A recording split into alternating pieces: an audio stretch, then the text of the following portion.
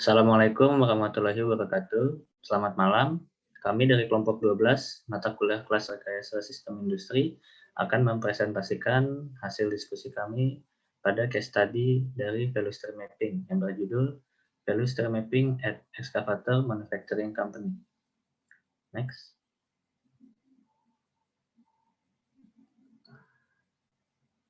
Untuk anggota kelompok sendiri, saya Indra Muhammad, ada Azelia Putri, Firki Abdillah, Hadi Mardianto, Kartika Putri, Maharestu Gusti, dan Muhammad Yusuf Hakim. Next. Pada tugas kali ini, kami mengambil riset dari Masuti dan Dababe yang mengambil tempat di JCB India. Perusahaan tersebut memiliki tantangan untuk dapat memenuhi permintaan customer pada infrastruktur yang sudah ada tersedia sebelumnya. Untuk pemaparan selanjutnya akan disampaikan oleh Azelia. Next. Oke, untuk yang selanjutnya, sebelum kita membahas lebih dalam lagi tentang artikel atau jurnal yang kelompok kami pilih untuk menjadikan study case pada tugas kuliah minggu ini, langkah baiknya kita akan mengenal terlebih dahulu apa sih value stream mapping itu sendiri. Nah, di dalam lean manufacturing ada beberapa alat atau tools yang digunakan dan salah satunya ini adalah value stream mapping atau yang biasa disebut dengan VSM. VSM ini mendorong implementasi sistem produksi lean dengan mengidentifikasi baik tempat, proses maupun sistem yang mana yang harus kita perbaiki.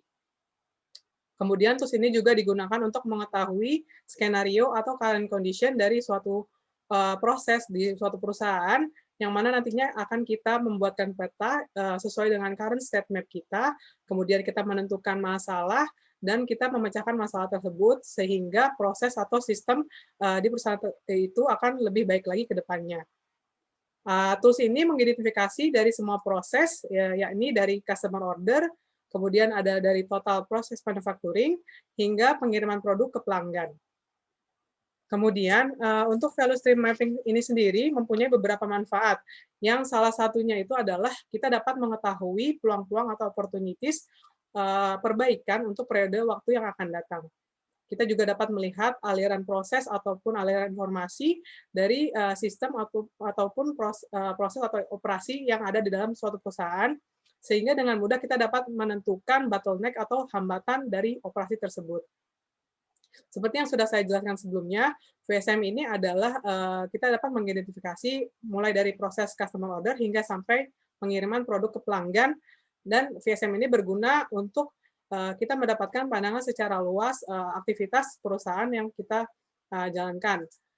Hal ini akan memungkinkan perusahaan tersebut dapat mengidentifikasi serta dapat mengeliminasi aktivitas-aktivitas yang tidak penting atau unnecessary activities yang mana nantinya akan menimbulkan atau menciptakan waste pada proses tersebut. Kemudian, di dalam menggunakan VSM, terdapat 5 essential komponen, yaitu yang pertama adalah menentukan product family, yang kedua adalah mengidentifikasi current state atau current condition, VSM, yang ketiga adalah kita membuat future state atau kita membuat peta kondisi yang kita harapkan di masa depan yang ideal.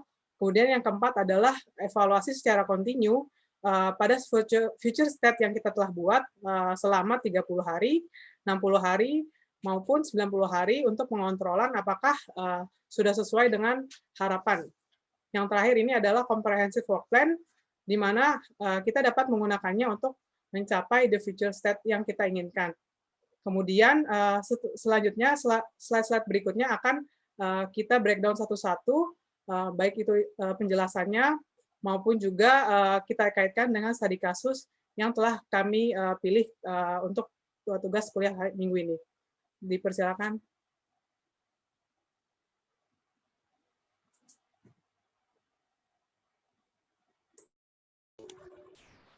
Oke. Terima kasih.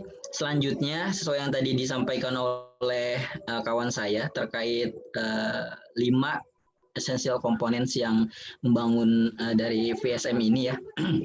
Yang pertama adalah determining product family. Kita menentukan product family dari sebuah company, atau lebih sederhana dari sebuah proses. Maka yang dimaksud dari penentuan product family itu kita menentukan sebuah produk dilihat dari proses atau rangkaian proses yang dilalui gitu ya. Jadi bukan hanya melihat bagaimana suatu produk atau jasa itu dijual atau diberikan kepada customer. Jadi ilustrasi sederhananya adalah ketika suatu produk A, B, C, D itu melalui proses yang sama, molding, lalu ada cutting dan painting, walaupun di painting warnanya berbeda. Nah, karena melewati proses dan rangkaian proses yang sama, maka produk tersebut dikategorikan sebagai satu produk family yang sama. Nah, kurang lebih ilustrasi sederhananya seperti itu, sehingga kalau kita kaitkan dengan jurnal ilmiah yang kelompok kami angkat, dalam hal ini untuk produk family atau main produk yang akan dibahas adalah terkait the global boom part dari sebuah excavator. Seperti yang dilihat di samping, boom part itu adalah sebuah lengan besar yang terhubung langsung dengan excavator, gitu ya, yang berfungsi untuk mengayunkan bagian arm dengan lebih jauh lagi, sehingga jangkauan gerak dari si bucket atau si keranjang dari ekskavator itu bisa lebih optimal gitu ya. Nah, selanjutnya untuk membahas dari si perusahaan yang dibahas di jurnal ilmiah ini, pada kondisi saat ini lini fabrikasinya mampu memproduksi sejumlah 12 global boom part itu per harinya 12 ya gitu ya. Jadi dan dianalisa ketika untuk memenuhi permintaan customer itu masih belum cukup kalau misalnya kondisi saat ini masih hanya mampu memproduksi 12 global boom. Nah, sehingga ketika dengan untuk memenuhi permintaan customer yang saat ini didapati oleh sebuah perusahaan GCB yang dimaksud di jurnal ilmiah ini, nah maka GCB perlu memproduksi 15 global boom part per day-nya. Nah, sehingga nanti yang kita akan bahas secara detail adalah bagaimana kita mengefisiensikan lini fabrikasi untuk akhirnya mencapai tujuan untuk memenuhi permintaan dari pelanggan tersebut, gitu ya. Selanjutnya, ya, tahap selanjutnya adalah bagian yang penting juga yang disebut dengan the current state map. Nah, the current state map atau CSM itu adalah sebuah mapping atau sebuah peta yang menunjukkan, yang menggambarkan, juga menjelaskan terkait kondisi saat ini dari sebuah perusahaan atau dari sebuah proses yang memang dimaksudkan untuk dilakukan sebuah perbaikan yang terukur, gitu ya. Nah, sehingga informasi-informasi di dalamnya dari si current state map atau current VSM, value stream mapping, itu harus bersifat benar atau harus bersifat tepat angka-angka atau ukuran di dalamnya. Karena ini sangat berfungsi atau digunakan untuk membangun nantinya future value stream mapping yang juga digunakan untuk mendorong upaya implementasi perbaikan itu diterapkan, gitu ya. Nah, sehingga CSM ini perlu dengan detail ya menunjukkan kondisi saat ini dari setiap rangkaian proses dari global boom tadi. Nah, sedikit dijelaskan di sini kita lihat berdasarkan dari current value stream mapping untuk global boom itu ada available working time-nya ada 3 bagian. Yang pertama itu stasiun yang memiliki yang termasuk dari aktivitas manusia, yang di dalamnya ada aktivitas manusia itu memiliki available working time-nya sebanyak 1.350 menit per hari. Lalu untuk stasiun yang menggunakan atau diperbantukan oleh mesin itu ada 1.440 menit. Dan juga untuk stasiun yang prosesnya perakitan atau tagging station itu di 900 menit. Oke, ada kotak di bawah itu penjelasan green tag yang menunjukkan tagging station, red untuk machine station, black human station. Itu kalau kita zoom out ya, zoom in, sorry. Kalau kita zoom in current state map-nya itu kan ada di situ angka-angka yang menunjukkan masing-masing station, gitu ya. Overall dari semua CSM ini yang sudah tepat dan terukur, kita dapatkan nilai atau value edit time-nya itu sebanyak 2.200 sekian menit. Lalu non value edit time-nya itu di angka 18.200 sekian menit. Sehingga kita dapatkan production lead time-nya di 20.500 sekian menit. Angka tersebut kita bisa lihat di current state map yang paling bawah itu ada yang seperti gelombang yang kotak gitu, yang atas itu menunjukkan non value edit time-nya, yang bawah menunjukkan value edit time-nya. Oke, sehingga ini adalah informasi yang nantinya akan dianalisa oleh kawan-kawan saya nanti selanjutnya yang akan menjelaskan proses mana yang akhirnya bisa kita efisiensikan sehingga GCB ini mampu memproduksi yang tadinya dari 12 global boom menjadi 15 untuk memenuhi permintaan dari pelanggannya. Oke, proses selanjutnya dan analisa selanjutnya akan dijelaskan oleh kawan saya. Dipersilahkan.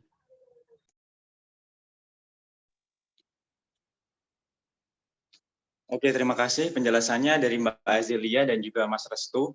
Kali ini saya akan menjelaskan permasalahannya, yakni ada 3 permasalahan utama dari GCB India Ltd ini.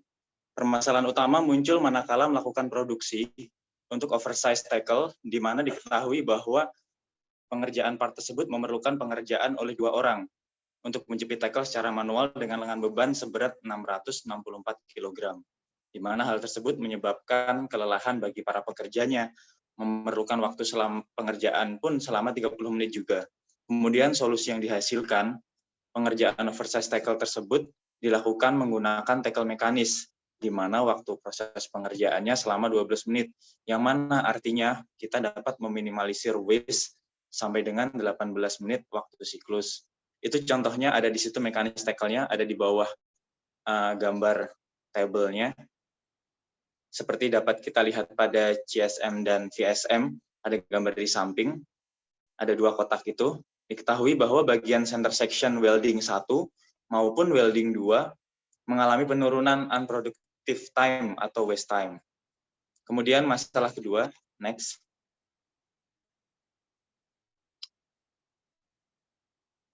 Pada problem kedua ini, ada yang persediaan berlebih menyebabkan terjadinya karat pada inventory parts dan membutuhkan 20 menit untuk dilakukan pengerjaan ulang oleh para pekerjanya. Kemudian perusahaan tersebut memiliki solusi, yakni dengan memperkenalkan palet baru yang dirancang untuk membawa persediaan yang cukup untuk 1 shift, guna menghilangkan semua masalah penyimpanan berlebih di setiap stasiun, serta dapat menghemat waktu siklus total hingga 80 menit. Rencana inventaris juga dirubah dari pola shift basis menuju ke harian.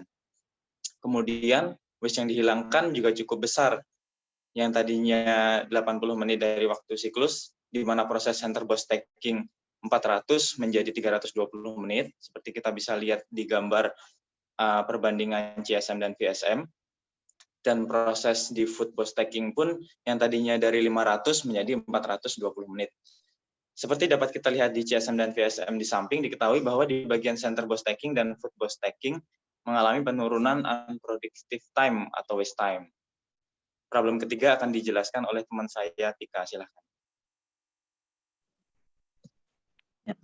Problem ketiga yaitu berupa pemanfaatan mesin yang kurang tepat atau improper utilization, yaitu hanya dengan membengkokkan satu bagian child part pada satu operasi, yang kemudian menghasilkan total cycle time yaitu sebesar 49,5 menit. Nah, untuk mengatasi masalah ini, kemudian diperkenalkanlah suatu perlengkapan baru yang dapat bekerja dengan cara menekan 4 child part dalam sekaligus, sehingga akhirnya dapat mengurangi total cycle time-nya menjadi 13,2 menit. Nah, dengan menerapkan solusi tersebut, kemudian akhirnya didapat waste removed sebesar 36,3 menit dari total cycle time-nya. Di sini dari gambar CSM dan FSM yang tertera di sini, kita bisa lihat adanya perubahan total cycle time yang bisa dilakukan dengan menerapkan solusi tersebut. Next. Nah, kemudian sebagai solusi tambahan dari semua problem yang telah disebutkan di atas, di sini juga ada 5S implementation atau penerapan prinsip 5S untuk mengatasinya. Jadi seperti bisa dilihat pada gambar di sini 5S itu merupakan dalam bahasa Inggris dikenal dengan sort, set in order, shine, standardize, dan sustain. 5S ini merupakan framework yang menekankan pada mindset dan tools tertentu yang diciptakan untuk menghasilkan efisiensi. Kemudian dalam paper yang kita bahas kali ini diketahui terdapat masalah-masalah seperti tools dan perlengkapan yang tidak teratur dengan baik gitu, sehingga hal ini dapat beresiko pada hilangnya peralatan dan juga tersitanya waktu yang lebih lama gitu untuk memilih dan mencari alat yang dibutuhkan.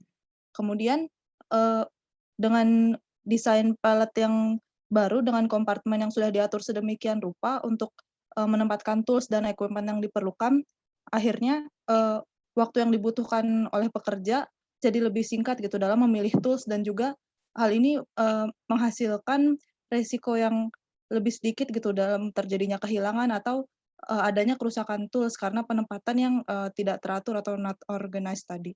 Next.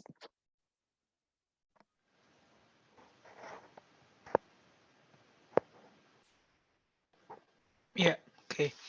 Baik, jadi setelah mengidentifikasi beberapa masalah ya dan melakukan improvement ya ini dengan mengimplementasikan Lean Tools tadi. Jadi tahap selanjutnya adalah kita membuat future state map atau biasa disingkat FSM.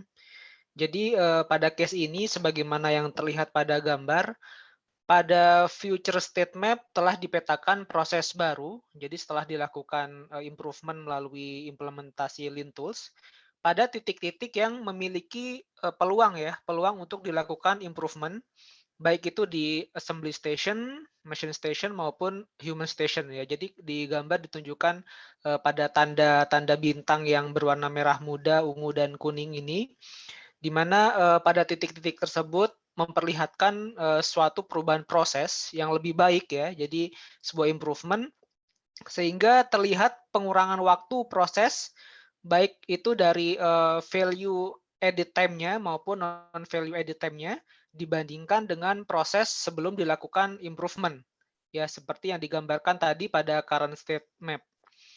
Ya, jadi sehingga improvement yang sudah dilakukan ini terbukti dapat mengurangi waktu value added activity-nya hingga 156 menit. Jadi pada current state map-nya sekitar 2.200 menit menjadi 2.100 menit pada future state map-nya.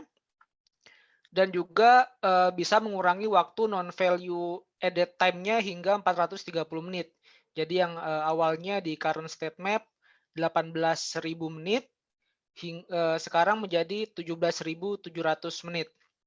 Sehingga total waktu untuk proses produksi yang dapat dikurangi setelah dilakukan sebuah improvement adalah sebesar 586 menit. Jadi pada current state map, production lead time-nya adalah 20.500 menit hingga menjadi 19.900 menit. Ya.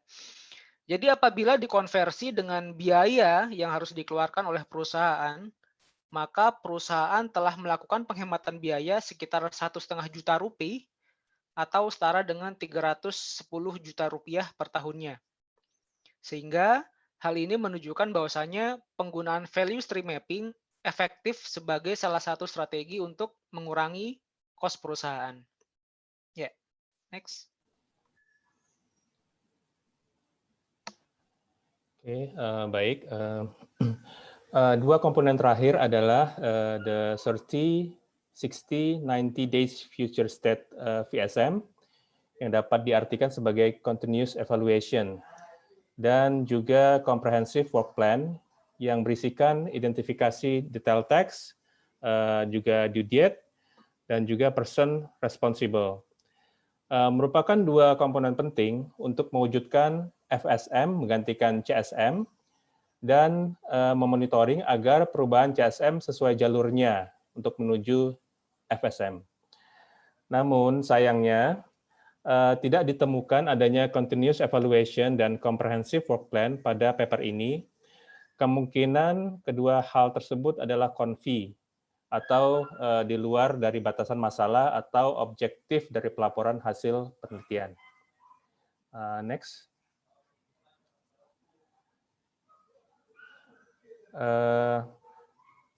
Lesson learn yang dapat kita ambil dari studi kasus ini, kita dapat pelajari bahwa VSM dapat membantu untuk memetakan proses yang ada, melakukan troubleshooting masalah, dan mengevaluasi peningkatan yang telah dilakukan. Dari problem yang pertama, memperlihatkan bahwa dengan mengurangi keterlibatan manusia pada proses produksi, kita bisa meningkatkan kecepatan kerja dan mengurangi kelelahan pekerja. Selanjutnya, kita belajar bahwa kita harus menjamin utilitas dan supporting equipment mampu untuk menyokong proses produksi yang diperlihatkan pada problem pertama dan juga problem kedua. Kemudian dari problem yang ketiga, kita harus mencari di manakah peningkatan dapat dilakukan. Selalu memeriksa adakah equipment yang potensinya belum kita optimalkan. Dan yang terakhir, dari studi kasus ini menambahkan contoh wujud nyata akan pentingnya implementasi dari 5S di lingkungan kerja.